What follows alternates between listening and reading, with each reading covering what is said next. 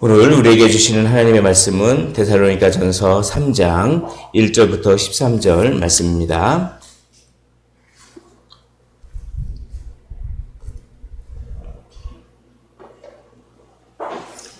데살로니가전서 3장 1절부터 13절 말씀입니다.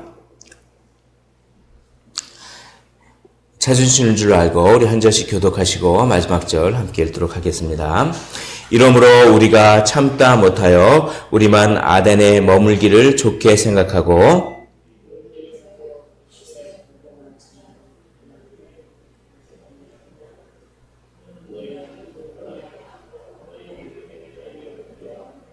아무도 이 여러 환난 중에 흔들리지 않게 하려 함이라. 우리가 이것을 위하여 세움 받은 줄을 너희가 친히 알리라.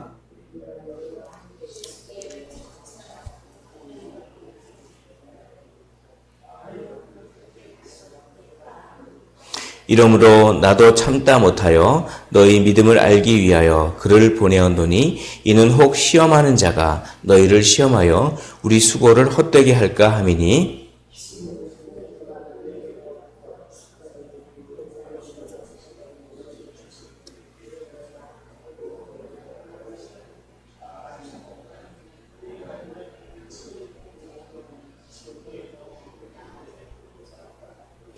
이러므로 형제들아 우리가 모든 궁핍과 환난 가운데서 너희 믿음으로 말미암아 너희에게 위로를 받았노라.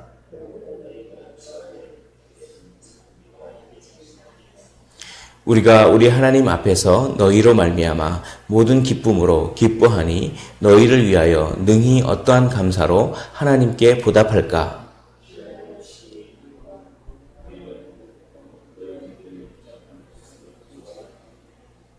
하나님 우리 아버지와 우리 주 예수는 우리 길을 너희에게로 갈 수 있게 하시오며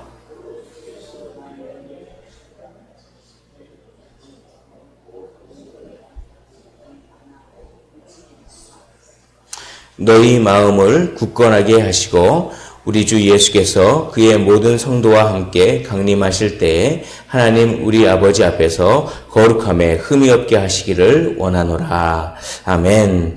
오늘 바울은 데살로니가 교인들이 참 걱정이 됐습니다. 왜냐하면 박해 가운데 있는데 자기는 이렇게 또 함께 할 수 없었기 때문에 많이 걱정하는 모습을 봅니다. 박해가 있으면 그 박해 때문에 믿음을 떠나는 사람이 있습니다. 그리고 박해 때문에 오히려 더 굳세지는 사람이 있습니다. 어찌됐든 이 박해라고 하는 것은 믿음을 막 흔들리게 할 수 있는 아주 큰 요소가 되기 때문에 바울은 참 걱정했습니다. 그래서 참지를 못한다 이런 표현을 합니다. 3장 1절 보십시오. 이러므로 우리가 참다 못하여 라고 합니다. 참다 못했습니다.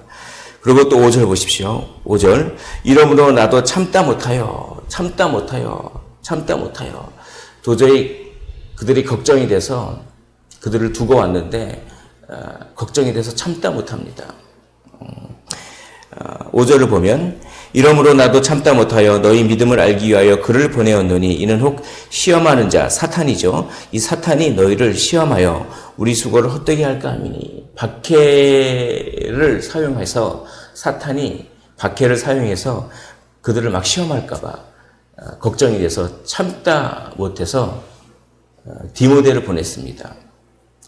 디모데를 보내서 믿음을 굳건하게 하기 위해서 그래서 3절 보십시오. 아무도 이 여러 환난 중에 흔들리지 않게 하려 함이라. 우리가 이것을 위하여 세움받은 줄을 너희가 친히 알리라. 그러니까 참지 못하고 디모데를 보내서 굳건하게 세우기 위해서 디모데를 그렇게 보내는 모습입니다. 영혼을 사랑하면 영혼에 대한 걱정과 근심이 당연히 있습니다. 한 영혼을 사랑한다고 하면서 그 영혼에 대한 그 영혼이 잘되지 않을 환경에 처해 있을 때 걱정을 안 한다면 그것은 그 영혼을 사랑하는 것이 아니죠. 사랑하면 걱정을 합니다. 그런데 데살로니가 전서에 보면은 항상 기뻐하라, 쉬지 말고 기도해라, 범사에 감사하라라고 하면서 마치 걱정하지 않아야 된다. 하나님의 뜻은 항상 기뻐하는 것이고 걱정하는 것이 하나님의 뜻이 아니다. 마치 이렇게 말하는데 바울은 오늘 걱정해서 참을 수 없다라고 하는 말을 2번이나 반복합니다. 이게 좀 앞뒤가 안 맞고 서로 모순인 것 같습니다. 그러나 걱정에는 2 종류가 있습니다. 하나님 뜻대로 하는 걱정과 세상에 대한 걱정이 있는 것입니다. 오늘 고린도 후서 7장을 한번 찾아보겠습니다. 고린도 후서 7장입니다.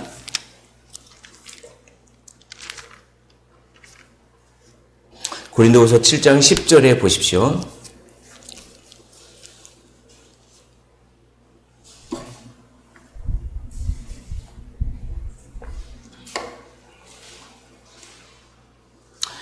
고린도후서 7장 10절을 보면 이렇게 되어 있습니다. 하나님의 뜻대로 하는 근심은 후회할 것이 없는 구원에 이르게 하는 회개를 이루는 것이요 세상 근심은 사망을 이루는 것이니라. 제가 다시 한번 읽어보겠습니다. 하나님의 뜻대로 하는 근심은 후회할 것이 없는 구원에 이르게 하는 회개를 이루는 것이요 세상 근심은 사망을 이루는 것이니라. 그러니까 하나님 뜻대로 하는 근심은 회개를 이루고 그리고 세상 근심은 사망을 이룬다. 그러니까 항상 기뻐하라는 것은 뭡니까? 세상 때문에 걱정하지 말라는 것입니다.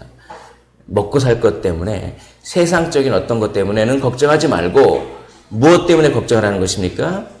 하나님 뜻대로 한 영혼이 회개하고 구원받는 것 때문에는 그 영혼을 위해서는 걱정하라는 것입니다. 그러니까 항상 기뻐하라는 거 하는 것은 세상 일 때문에 걱정 의심하지 말고 기뻐하고 그 대신 하나님 뜻대로 하는 근심을 하라. 이것이 바울인데 다시 돌아와서 바울은 그렇게 하나님 뜻대로 하는 근심 때문에 그 영혼을 사랑해서 데살로니가 교인들을 사랑해서 그렇게 걱정하고 기도하는 그런 모습을 봅니다.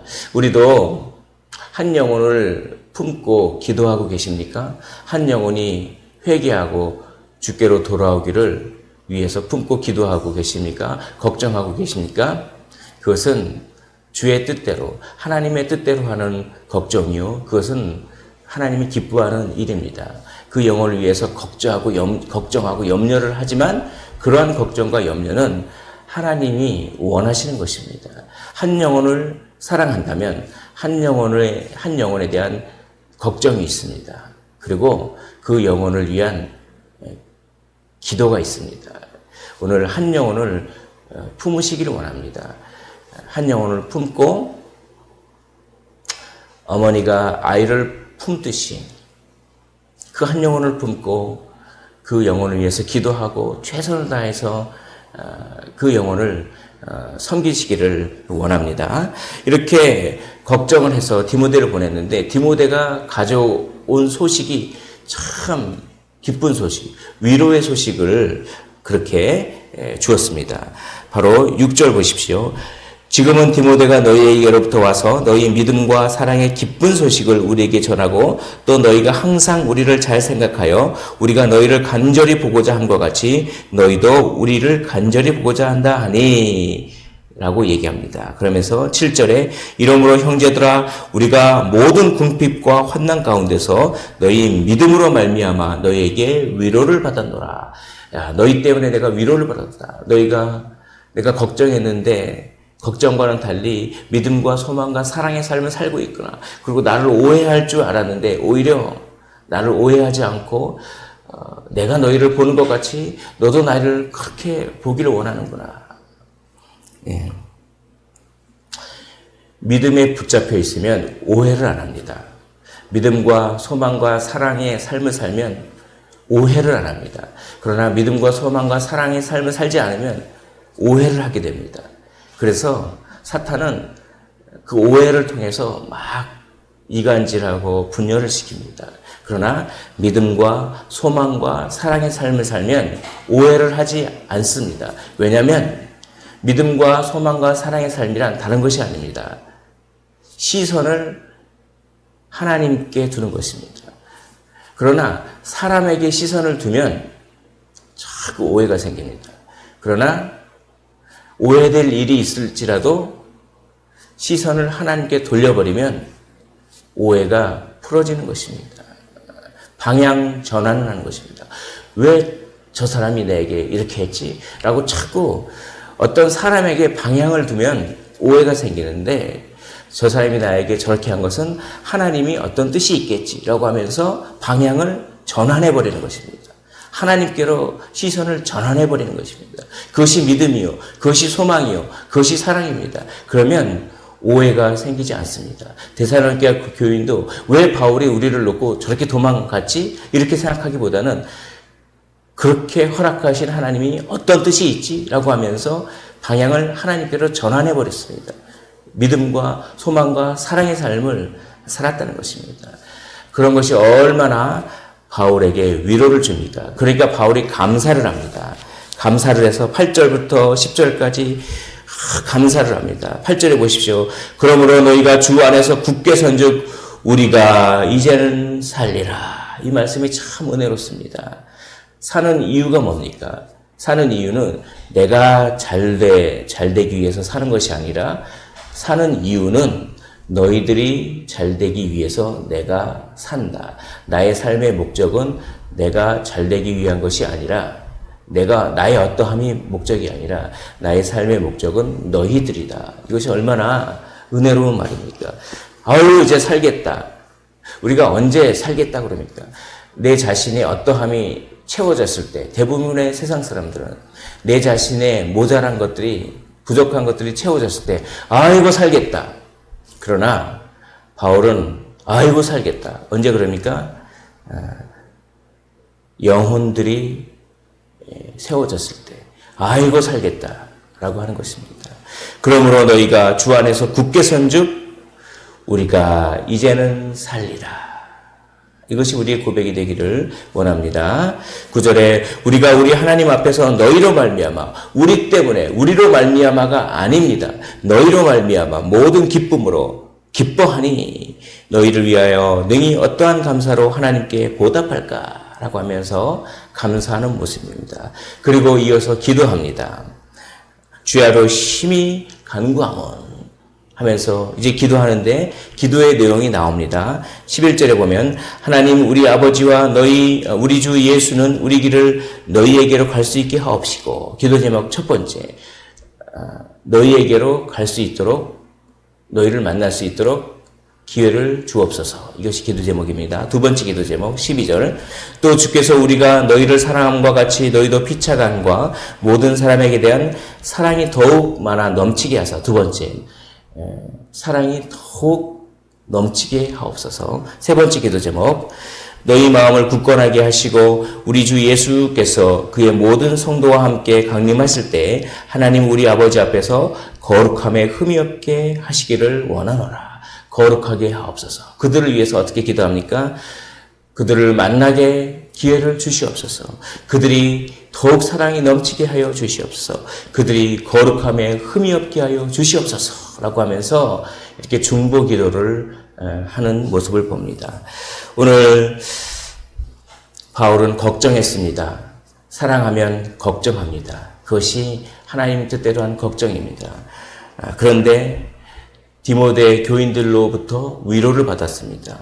왜 디모데 교인들이 그렇게 바울에게 위로를 줄 수 있었습니까? 시선을, 방향을 하나님께 두었기 때문에 오해하지 않고 바울에게 위로를 주었습니다. 그러니까 바울은 감사합니다. 야, 내가 이제 살겠다. 나 때문에 내가 잘 돼서 사는 것이 아니라 너희가 주 안에서 굳게 섰기 때문에 내가 살겠다. 이렇게 감사를 합니다. 그리고 어떻게 합니까? 중보 기도를 합니다. 너희를 만나게 해 주시옵소서. 사랑이 넘치게 해 주시옵소서. 거룩함에 흠이 없게 해 주시옵소서. 이것이 바로 우리 신자의 모습이 아닙니까? 한 영혼을 품고, 진정한 그리스도인은 한 영혼을 품고 걱정하면서 하나님 뜻대로 걱정하면서 기도합니다. 그리고 진정한 그리스도인은 시선을 하나님께로, 방향을 하나님께로 돌립니다. 진정한 그리스도인은 나 때문에 위로를 받는 것이 아니라, 나 때문에 살겠다고 하는 것이 아니라, 내가 품고 있던 한 영혼이 예수 믿는 거 보고 내가 살겠다라고 하는 것이 진정한 그리스도인입니다. 그리고 진정한 그리스도인은 늘 기도합니다. 만날 만한 영혼을 만나게 해 주시옵소서. 사랑이 넘치게 해 주시옵소서. 거룩하게 해 주시옵소서라고 기도하는 것이 바로 진정한 그리스도인의 삶입니다. 오늘 말씀을 정리하도록 하겠습니다. 하나님 뜻대로 하는 근심을 하십시오. 그러나 세상 근심을 하지 마십시오. 세상에 대해서는 기뻐하십시오. 그리고 하나님 뜻대로 하는 근심을 하십시오. 방향을 하나님께로 돌리기를 원합니다. 그리고 한 영혼 때문에 내가 살겠다라고 하는 고백을 하시고 그 영혼을 위하여 기도하시는 우리 모두가 되시기를 주님의 이름으로 축원을 드립니다. 기도하겠습니다. 하나님, 오늘 바울이 데살로니가 교인을 걱정해서 참을 수 없었습니다. 그렇게 하나님 뜻대로 하는 걱정과 근심이 있습니다. 한 영혼을 품고 한 영혼을 위하여 하나님 뜻대로 근심하면서 기도하는 그런 우리가 되기를 원합니다. 하나님 아버지여, 방향을 하나님께로 돌리고 시선을 하나님께로 돌리길 원합니다. 믿음과 소망과 사랑의 삶을 살게 하여 주시옵시고 한 영혼을 품고 늘 기도할 수 있는 저희 모두가 되게 하여 주옵소서. 감사를 드리며 살아계신 우리 구주 예수 그리스도 이름으로 기도하옵나이다. 아멘. 오늘 말씀